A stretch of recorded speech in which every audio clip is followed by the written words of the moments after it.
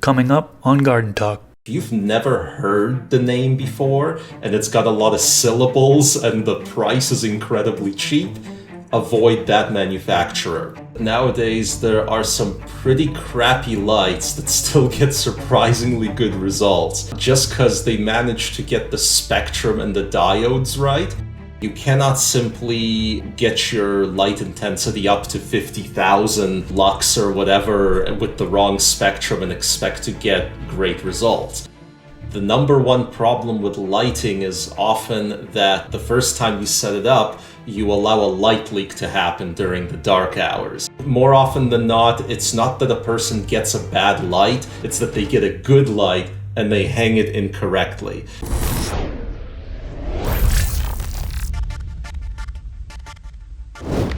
What's up, everybody? If you that don't know me, my name is Chris, aka Mr. Grow It, and you're tuned into the Garden Talk podcast.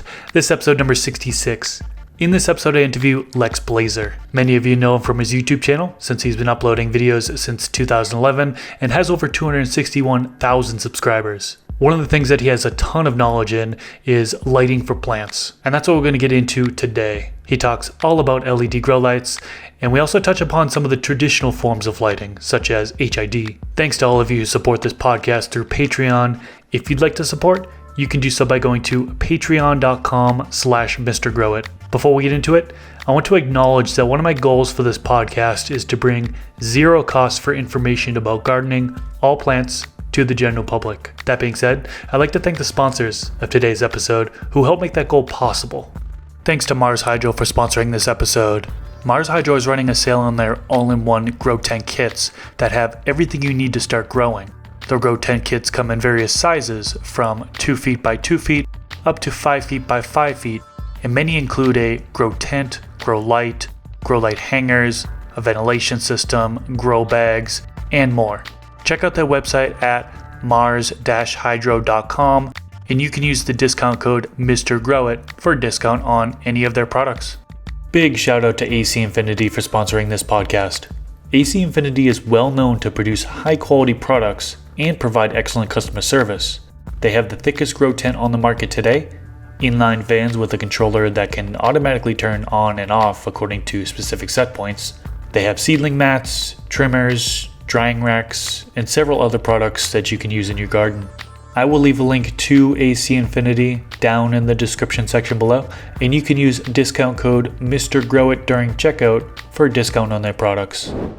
And we are back. Welcome to the Garden Talk podcast. Today I am joined with Lex Blazer. Today we're going to talk all about lighting for plants. So we're going to get deep into LED grow lights, but we're also going to touch upon your traditional HID lighting such as HPS, MH, and CMH grow lights. But first, can you do a little introduction? Can you tell me a little bit about yourself and kind of how you got into gardening? My name is Lex Blazer. I'm a how-to YouTuber, and I've been gardening the herbs for about 15 years or so. I've never been like a huge commercial or underground grower, contrary to popular opinion. The most I can say is I've been a very stable and steady grower for about 15 years. And I'm also one of the older medical plant YouTubers in this niche. And I originally kind of became known for throwing together these very quick, efficient how-tos for beginner growers, covering all their questions. And I did that for a bunch of years. And I also did sort of more general grower culture videos. And then over the last, let's say, half a dozen years or so, with lighting getting a lot more exciting and diverse, I've been doing a lot more grow journals and lighting reviews and playing with what the industry's been coming out with. I've actually been subscribed to your channel since, I believe it was 2013. And I'm looking at your channel right now, over 261,000 subscribers and over 44 million views on the channel. So congrats on all your success there. Really informative videos, great videos. I'll definitely have a link to your channel down in the YouTube description section below. And if you're tuned in on one of the podcast platforms, just search his name, Lex Blazer, and his channel will pop right up. Yeah, and Chris is an OG of the channel for sure. He was actually subscribed under the old iteration of my channel that got deleted in 2014 or so. So this is the new one you're looking at now. So yeah, Chris has been around a while for sure. You know, it's funny. There's been people that comment on my videos and like, you look exactly like Lex Blazer. He's like, are you guys brothers? And I'm like, no, I'm not. I get the same thing for FPS Russia. That's so funny. Cool. So what's your style of gardening? Are you indoors, outdoors? Are you in soil, cocoa, organic, synthetic, synganic? So, being a Canadian and having spent most of my time in chilly northern Alberta, I'm definitely an indoor grower primarily. And while I've dabbled in a few different forms of hydroponics, I've tried deep water culture, I've tried aeroponics, I've tried a little bit of cocoa. I do grow mostly in soil. The reason being is that I find most types of hydro and cocoa to be a little bit too finicky for my taste, and I'm a very low maintenance style type of a grower. So I always try to see how far I can get on the least number of man hours when I'm growing. So soil suits me very well from that standpoint. I don't maintain organics, so I cannot call myself an organic grower, so I'll have to call myself a synthetic one, though I am a low nutrients type of grower, especially the past few years, just because I feel that nowadays genetics have made such incredible progress that you don't really have to slather on various newts for eye-popping results, at least if you're ultra careful about maintaining all the other aspects of your grow room. So yeah, that's, I guess, the kind of grower I am overall. Yeah, the over-fertilization is very, very common. I mean, still to this day, even back in 10, 12 years ago when I first started, that was a common problem. And so you mentioning that you feed real low amounts, it makes sense. I mean, there are many variables when it comes to feeding, of course, what medium you're using, which nutrient line you're using, and so on and so forth. But you can get away with a lot lower doses than what's recommended on most feeding charts. So yeah, less is definitely more nowadays if you can get away with it, and more often than not, you'll find you can. Absolutely. All right, let's get into lighting for plants. That's what this episode is going to revolve around. So what are you currently using for lighting over your plants, and why that lighting? Yeah, so I mean, I've never had the luxury for many years now of kind of growing with what I want to grow. I kind of grow with whatever shows up in the mail for me. But I found that the last bunch of years, very consistently, what has been showing up in the mail that I've been wanting to show up in the mail has been number one, LEDs. Number two, LEDs that are fanless. That's been the second kind of thing that's gone on. And also I found that nowadays I grow with LEDs that are fanless that also give what's typically known as the white light spectrum, which is a sort of naturalistic looking light, not that reddish purplish hue that most people associate with the older LEDs. And those are typically LEDs that contain 3000K, 5000K, little bit of red. The nicer ones also mix in a little bit of ultraviolet and infrared. And yeah, that's been the general lighting style. It's been all LEDs for 5 years now. So what model grow lights are you currently using? Currently, I am running a Mars Hydro as well as a Kind LED. And in the recent past, I've tried out some of G8's newer models because it's been a while since they came out with some models. Those are the main ones lately. But yeah, it rotates quite a bit. Gotcha. Yeah, I've been using the Electric Sky ES300 by the Green Sunshine Company. That one has been great. I've used some Spider Farmer. I had the SF2000 for a while. I'm the same way as you as far as companies are always offering to send me stuff to grow with and send on the channel. Now, oftentimes they say no, more times I typically say no, but there are many companies that just reach out to you, especially when you have such a large audience on YouTube. Companies want their grow lights to be seen in front of that large audience. So I'm the same way with you. A lot of these companies have sort of figured out that there's a lot of names that come and go, and they don't necessarily mean an awful lot to a lot of casual people. So the way to get your lights known is to have influencers, YouTubers, and so forth, getting them into their hands. And there's certainly some brands in particular, Spider Farmer, who've gone from total unknown 4 or 5 years ago to being a fairly recognizable name today, just off of that strategy. Yep. I think another one worth mentioning is Viper Spectra. I'm going with one of their KS5000 right now, which is great. Their new series, their KS series, is really awesome. Up there as far as quality, but low budget pricing. So they're up there with the best of the best, in my opinion. So. Yeah, I just had Viper Spectra on. I think I was growing with a TS1000 it was a P4000. It was their big one. And really good light. Wouldn't know that it's one of the lower budget lights that you can get in that size. But some of these companies like Viper Spectra, for example, have had a bad reputation in the past, right? Some of these grow lights just were less efficient than some of your traditional HPS, MH, CMH grow lights in the past, right? Can you talk to us about LED grow lights, how they were back in like 2014, 2015, and how they've evolved since then? I know you have a great video on your channel about that, actually. Yeah. So first off, what people have to understand is LED lighting is a really new technology, especially as far as LED lights that work well.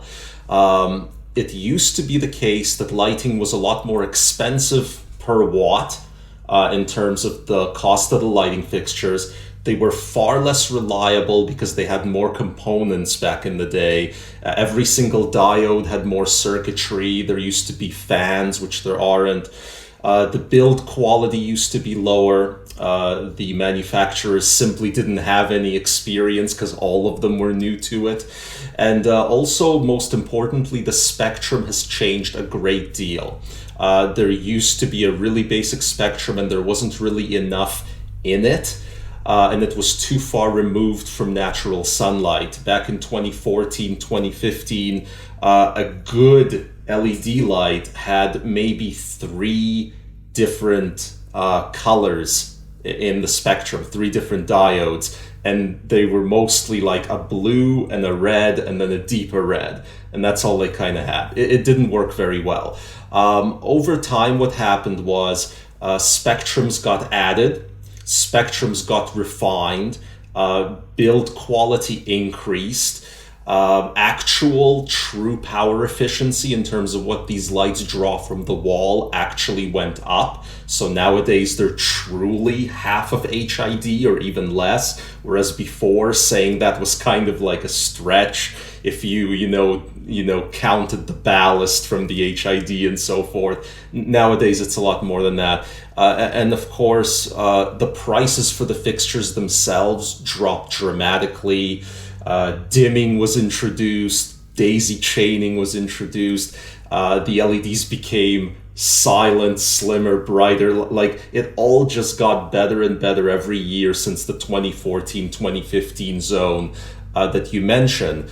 And it was right around the beginning of 2017 that I both mentally myself made the switch to LEDs and got to the point where I was recommending them to others in most circumstances. Yeah, and nowadays it's overwhelmingly I recommend LEDs. Gotcha. I actually made the switch back in 2015. The first one I had was a Platinum LED P9 XML2. I'm surprised I actually remember the model number. I remember that light. But that one actually worked really good. They had the Cree diodes in there. I got a really good yield off of it. One of the things I remember that has changed over the years, which you mentioned, was fans, right? They went from active cooling, which a lot of people don't know active versus passive. Active cooling is when there's actually a fan actively cooling the fixture. So there would be fans throughout the fixture. And that's actually a fail point, right? If a fan goes out, well, then you could actually potentially have an overheating issue with that. Used to be a big fail. Exactly. Now there's more passive cooling where there's heat sinks basically. There's no fans. There's heat sinks which will allow the heat to kind of dissipate off of the fixture. Yeah, and the manufacturers have really been playing a game the last few years where they try and get the diode intensity as high as they possibly can, without getting rid of the passive cooling in the process, and they've been very successful, particularly the last 4 years or so. Yeah, it seems like there's a split between companies that are loading up the diodes and having a low amount of watts to it, so to increase the lifespan, versus running a lower amount of diodes, higher wattage, and really pushing it. So I think there's kind of that balance there. Let's not forget about HID grow lights, so HPS, MH, CMH, all those fall into high intensity discharge or HID grow lights. They're still used by many grows today. What are your thoughts on those type of grow lights? Yeah, so first off, I should point out that a good quality HID bulb is still a terrific light spectrum.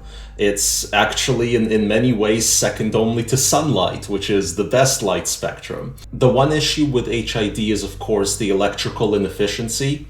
That's becoming a bigger and bigger issue, and also they produce quite a bit of heat, and that can be an issue for some people. There's also certain situations where you still need to use HID. For example, growers who live in areas where the electricity isn't 100% reliable or steady, and there's still things like offloading. I was just talking to a fellow who lives in rural South Africa, for example, and he wanted to use LEDs, but he couldn't because that type of unsteady electrical flow will annihilate most LED fixtures. They just can't take those kind of fluctuations, whereas HID is a ton more resistant to it, and so this guy was still using HID. So there's still use for HID. I think that their spectrum is excellent. The electrical use, though, is a problem. And as far as high quality HID goes, I do think that Gavita still leads the industry as far as HIDs.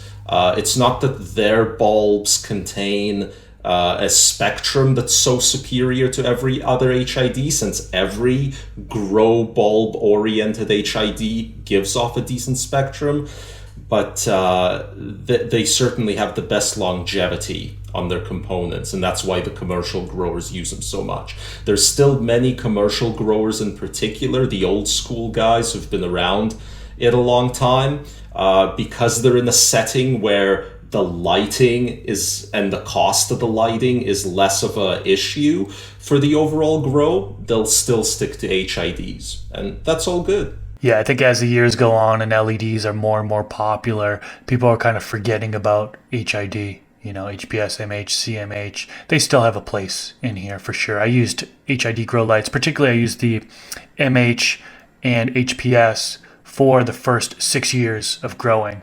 Then I made that transition to LED. I actually did try CMH for a short period of time as well. The one thing I don't like about HID grow lights is the light spread.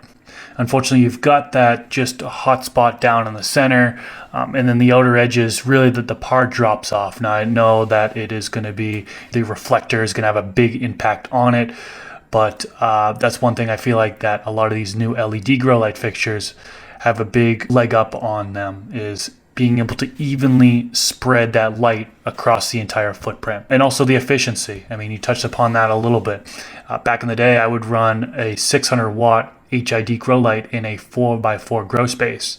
Now I'm able to run, I actually have like 230 watts going right now in a 4x4, under 400 watts for a 4x4, and it's covering that entire space very efficiently. So they still produce really good results, HPS, MH, CMH, but it seems like more and more people are transitioning over to LED. Yeah, and I mean, there's a bunch to be said for using your HPS and your metal halides and such like properly.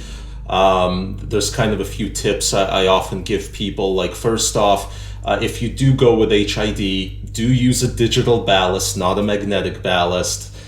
Digital ballasts are more efficient, quieter, they produce less heat. Beyond that, the metal halide bulbs are really only for vegetative phase guys.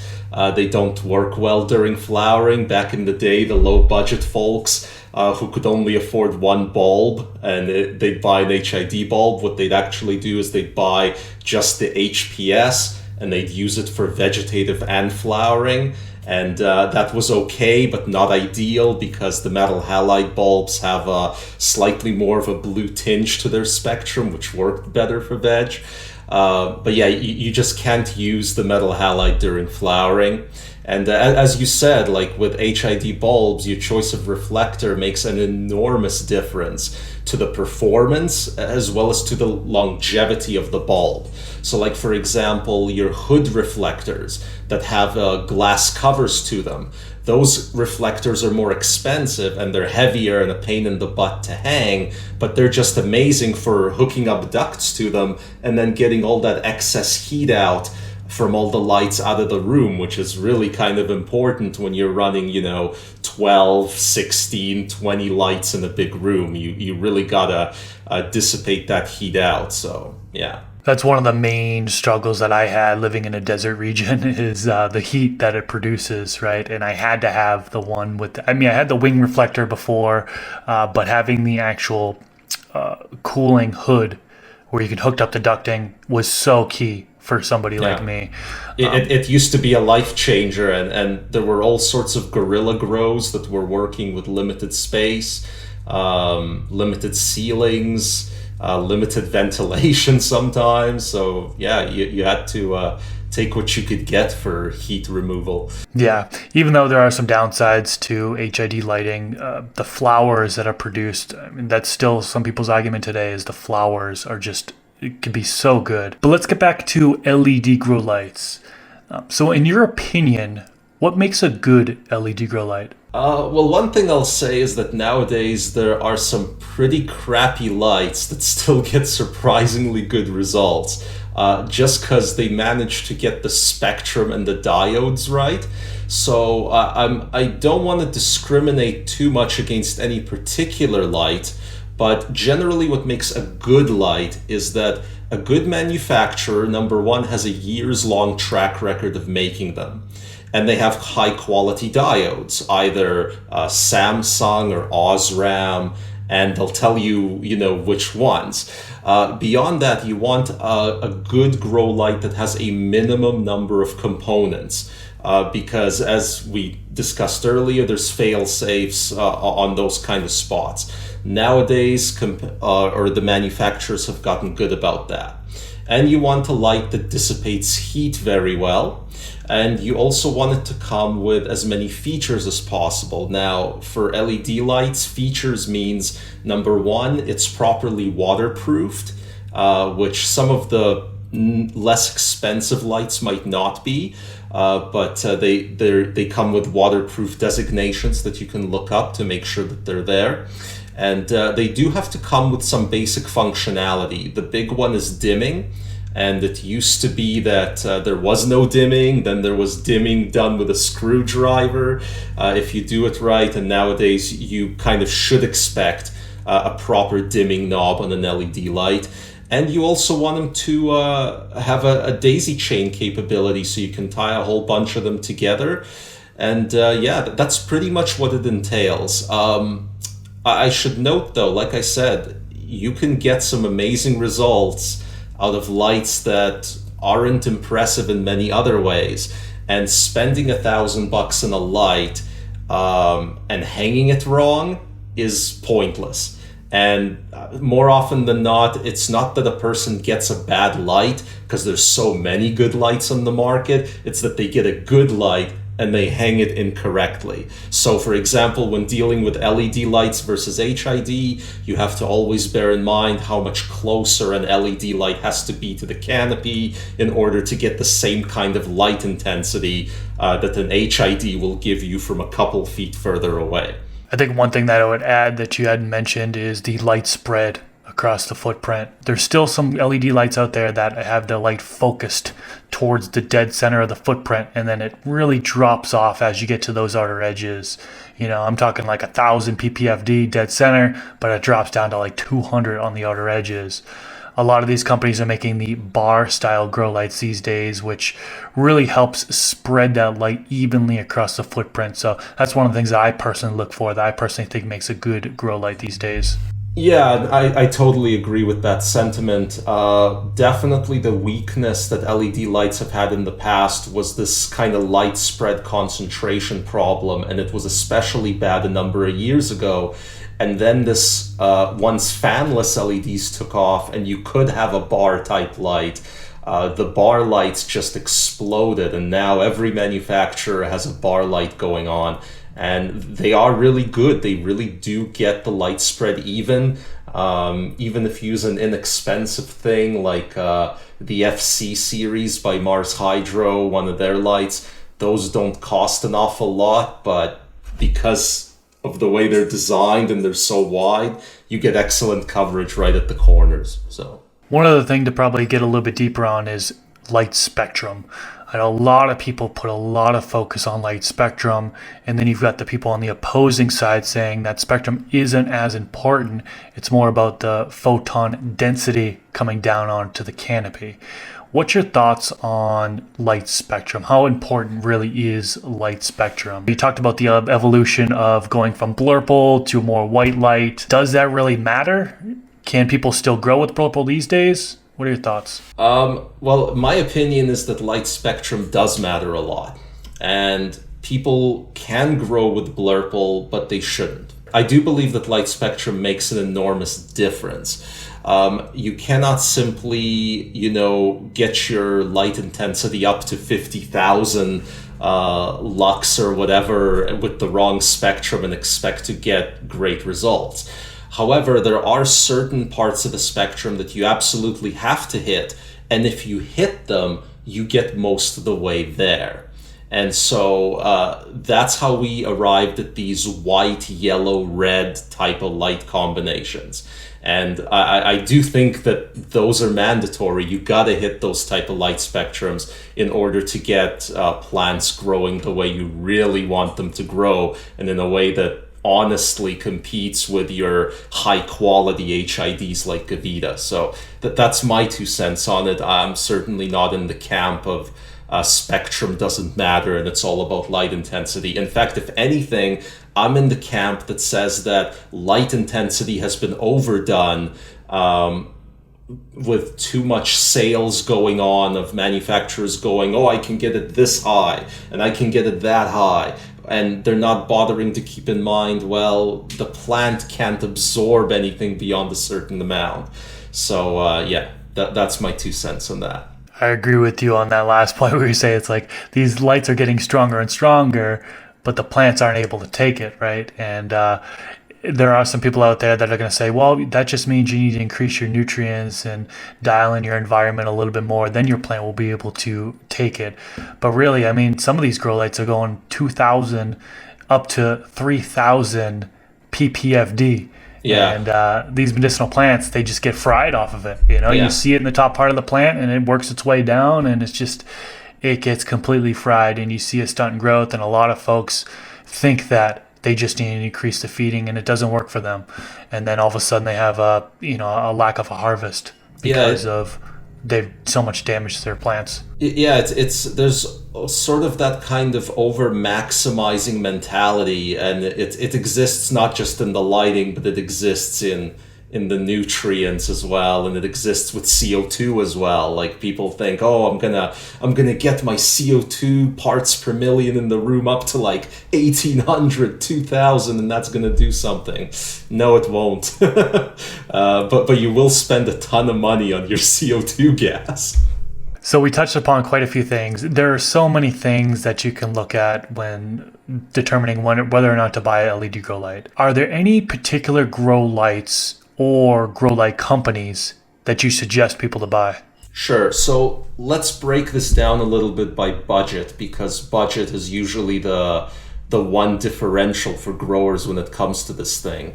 So on the lower budget scale, try out Mars Hydro. As I've said, I've grown with their lights lots, including their more affordable ones, and I've had zero problems for all the times I've run them.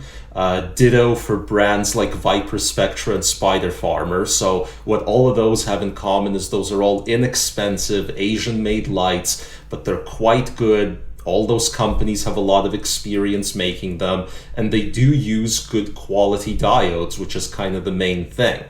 For your mid-budget lighting, check out Electric Sky. As you've said, I've used Electric Sky ES180, and I really enjoyed it.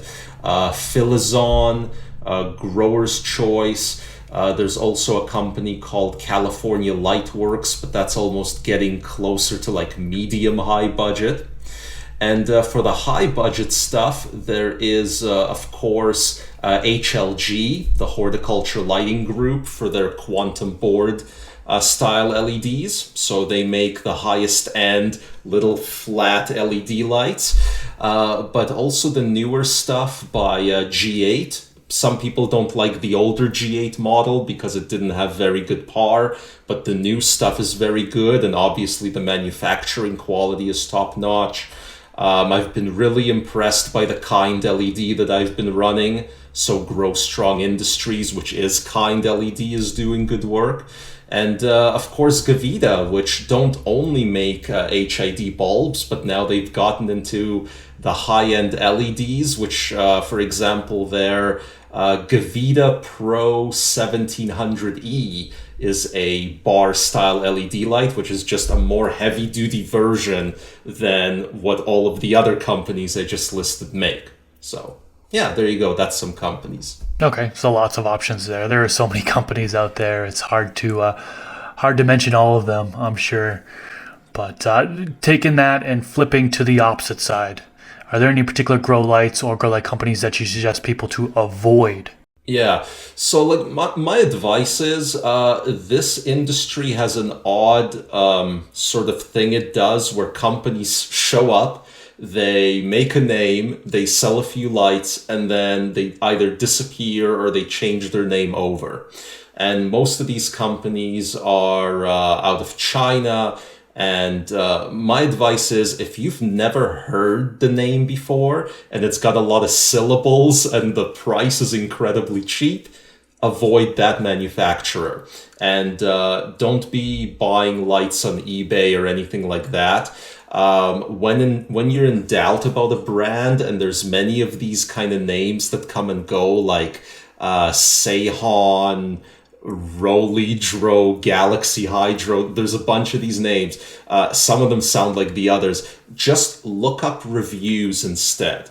By which I mean reviews of somebody who's actually grown with the light, not just did a spec review on camera of just the hardware with a par meter without growing under it. And what you'll find is that you will get a lot out of that review as far as understanding the quality of the fixture and whether it might be subpar. The nice thing is, a lot of the light brands that I wouldn't recommend, you can't get them because they only existed for 18 months, 3 years ago, 5 years ago, and now they're gone. So yeah, just if you haven't heard of a brand repeatedly, look into it deeply because these brands rotate like crazy. That's definitely some good advice there.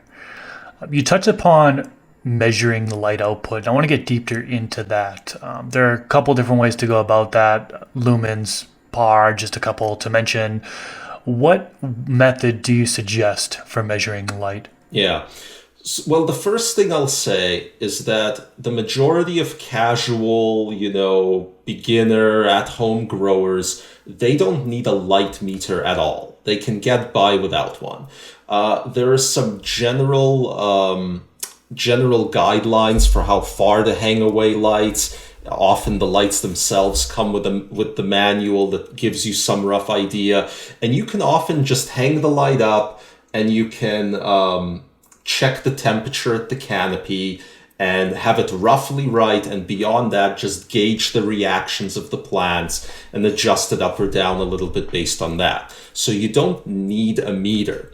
But when it comes to meters, you've got two types mainly. There's the meters that measure lumens or lux. That is a simple measure of light intensity. That's it. Total light intensity.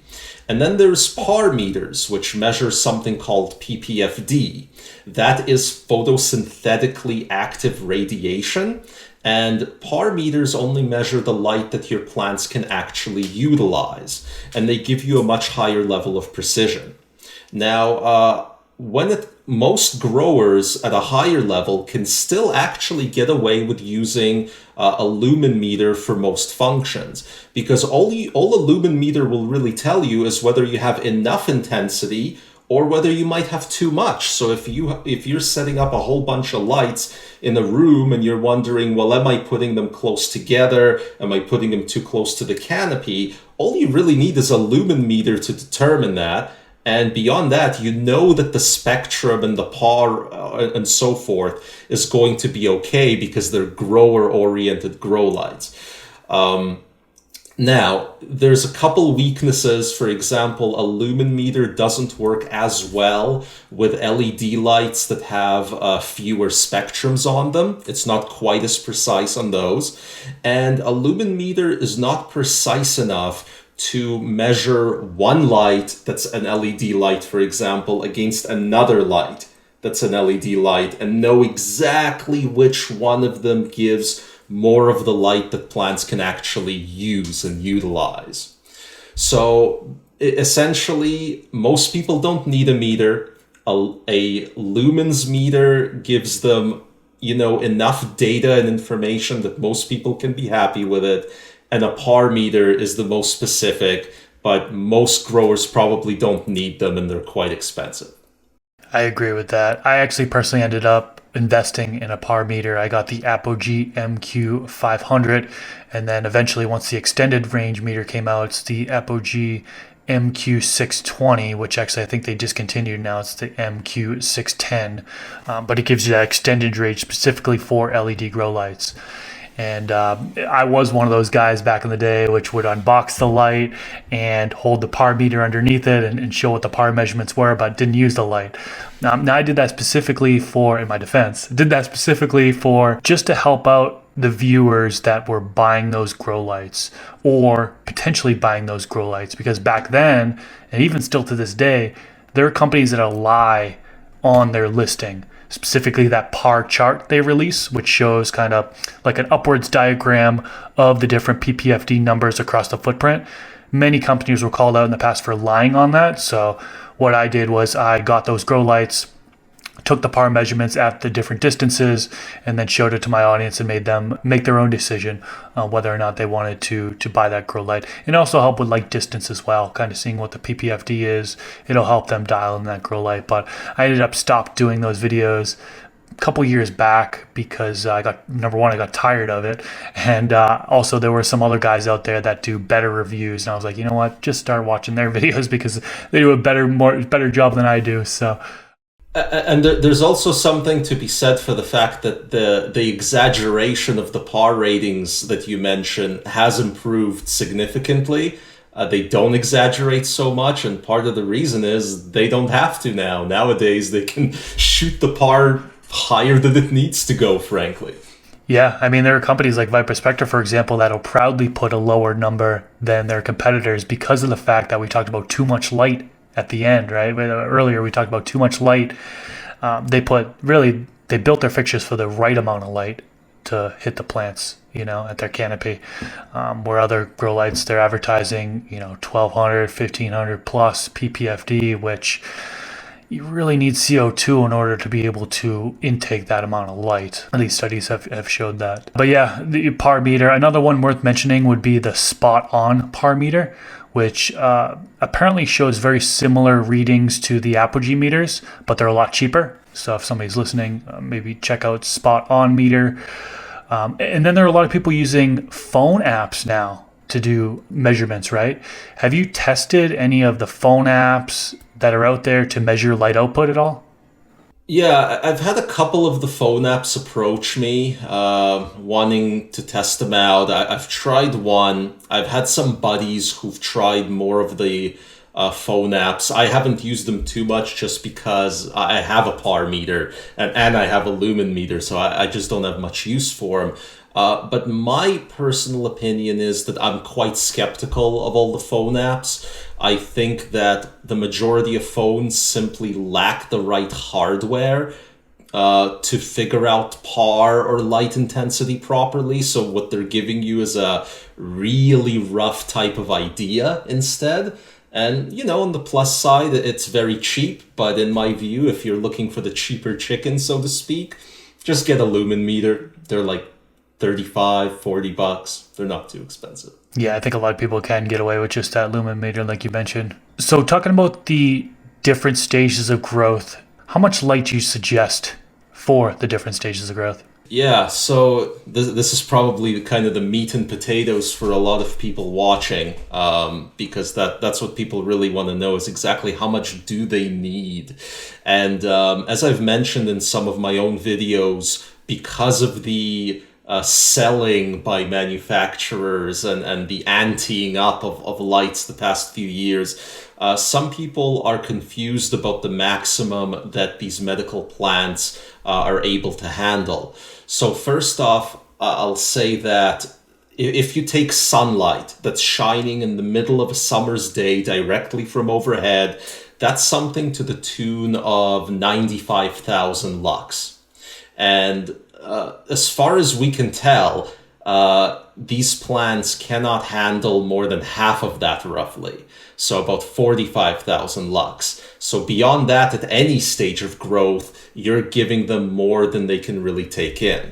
As far as how much they really need, so let's first do this in lux and then in par. So in lux, for vegetative phase, you need somewhere from an absolute low of 8,000 lux to 13,000 lux. And some people are surprised by how low those numbers are, but it'll grow and it'll work at those numbers. Flowering, you can do from a low of 10,000 lux to a high of 30,000 lux, though ideally you want to be closer to the high rather than to the low, because flowering will proceed at 10,000 lux, but isn't going to yield right at 10,000 lux. So try to hit closer to 30. And you also have the ability to go the whole way through at between about 25 and 28,000 lux for both veg and flower, and the plants will be extremely comfortable with that. And like I said, there's no need to go above 45,000. Now, when we talk about par, par kind of breaks down into three levels of intensity. First, there's the level of intensity you'd want for your seedlings, your clones, and your mothers that you're trying to keep at low pace. And you're looking for about 250 to 400 for your readings for par. During vegetative phase, you're going to want about 400 to 600 on your par. And then for flowering phase, you're going to want between 600 and 900 per par, maybe scraping towards 1,000. And I've told people many times, if you're going well above 1,000, you're not getting a whole lot for your extra electrical input.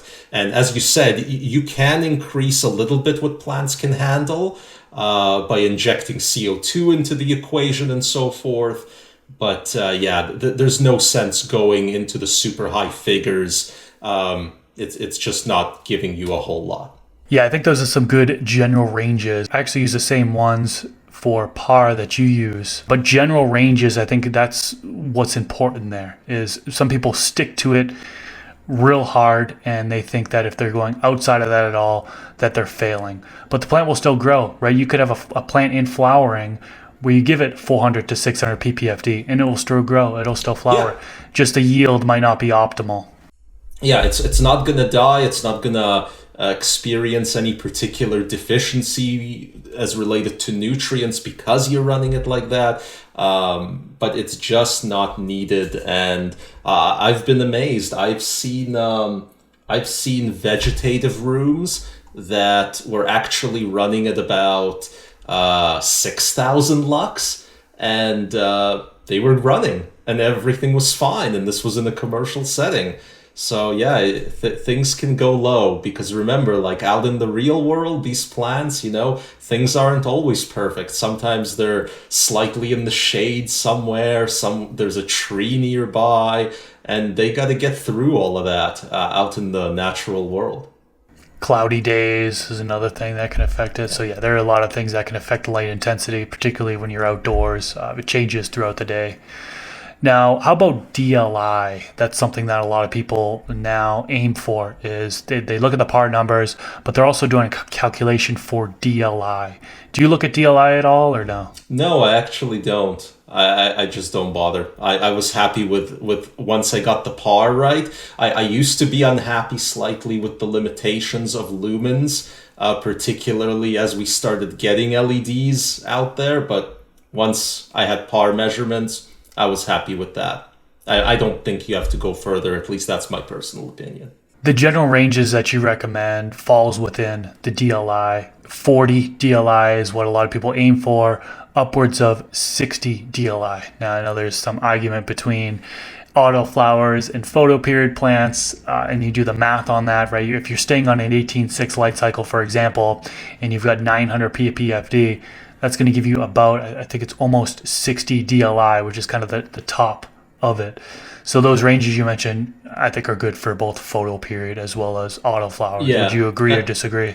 Yeah, and that's the thing is autoflowers kind of confuse some elements of it, and it's a bit of an issue because autoflowers are so popular now, and they've gotten so big. So yeah. So there are a lot of people who are brand new to this, right? They're just getting started, growing for the first time. What tips do you have in regards to lighting for those that are growing for the first time? Yeah, well, I mean, I often deal with a lot of folks who email me because it's their first go around and they're having some problems. Interestingly, in the area of lighting, the number one problem with lighting is often that the first time you set it up, you allow a light leak to happen during the dark hours. That's actually one of the most common mistakes I see. So however you set up your lights, do go into your tent, turn on the lights outside the tent, and make sure there's no light leaks into there because those can really hurt you. But beyond that, don't get the distance wrong. Which is a common mistake.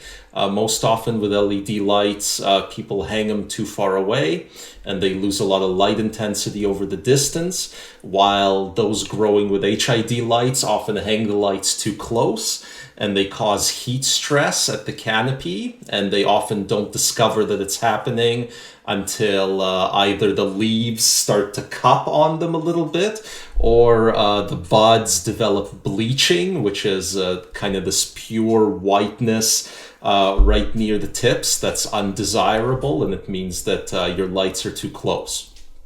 And finally, when it comes to newbies who set up multiple lights, there's a lot of mistakes that get made. People often will put lights way too close to one another and overshoot what they need for par and overshoot how many lights they need in a certain square footage. And then they think it's not a big deal, but here they are spending every single day 30% more electricity than they got to spend. And that's where something like a light meter of any kind might come in handy a little bit to see just how much you're overshooting. But I will say to all people who are new to it, the reason I spend so much time dealing with lighting on my channel is lighting is that important. It's the be-all, end-all of indoor growing. You can make all sorts of mistakes that your plants will survive. But, if for whatever reason your lights go off for 3-4 days, that's going to really be punishing. So yeah, just got to be careful. And also don't overload your breakers, guys. A breaker is often rated for at most 1500 watts, and you really don't want to run more than 1200 watts on it when you're running it most of the day. So just bear that in mind. Safety first. Those are some really good tips for sure. So wrapping things up, how can the listeners find you, and what do you have upcoming in the future? Well, as I said, I'm Lex Blazer. I have a channel by that name with a pretty big video library that goes back a ways.